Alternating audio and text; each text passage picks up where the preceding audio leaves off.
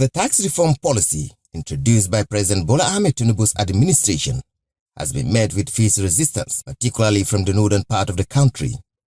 The coalition of northern group CNG, a civil society organization, has been at the forefront of this opposition. We have already organized town hall meetings across the north, and we will continue to engage with stakeholders across the 19 northern states. These engagements aimed to sensitize Nigerians on the bills and gather feedback from stakeholders and work on how best to address these issues collectively. The CNG has been galvanizing support from all angles, with many Nigerians expressing concerns about the policy's potential impact on their livelihoods. However, in a recent briefing with journalists in Bauchi, the group commended the state governor's role in reviewing the policy. The CNG commends the Nigerian Governors Forum for their doggedness in championing a more equitable birth-sharing formula.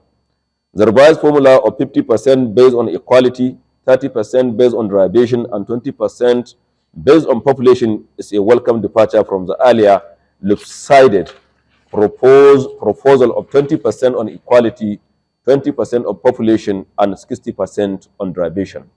Despite this development, the CNG remains deeply concerned about the controversy surrounding the policy.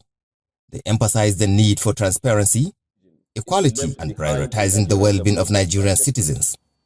The CNG further observed that while people celebrate the revised VAT formula, there are other controversial issues in the bills that must be tackled with all seriousness. The CNG, however, remains deeply concerned about such controversial aspects that pose severe implications for ordinary Nigerians. The CNG stance is in line with their mission to promote unity and address issues affecting northern communities, including economic development and social welfare. That the CNG unequivocally vows to continue to mobilize against the defunding of TET Fund, Naseni, and NIDDA, as these critical institutions play pivotal roles in advancing education, innovation, and technological development in Nigeria. That the CNG also completely rejects taxing family wealth or inheritance. It unjustly burdens families, negates religious tradition, and contradicts cultural values. As the debate around the tax reform policy continues, one thing is clear: the CNG will remain a vocal advocate for the rights and interests of Nigerians. From Bauchi State, Awal Hassan reporting.